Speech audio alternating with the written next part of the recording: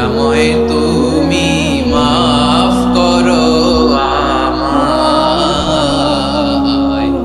মাফ করো আমায়। গুনার ফিরিস্তিগুলো একটা একটা করে স্বীকার করে আল্লাহরে বলেন, আল্লাহ আমি পাপী, আল্লাহ আমার চেয়ে বড় পাপী এই দুনিয়াতে কেউ নাই, আকাশের নিচে জমিনের উপরে আমার চেয়ে বড় পাপী কেউ নাই। একটা একটা করে আল্লাহ স্বীকার করি আমি পাপী, সব পাপের স্বীকৃতি দিলাম। পৃথিবী না যা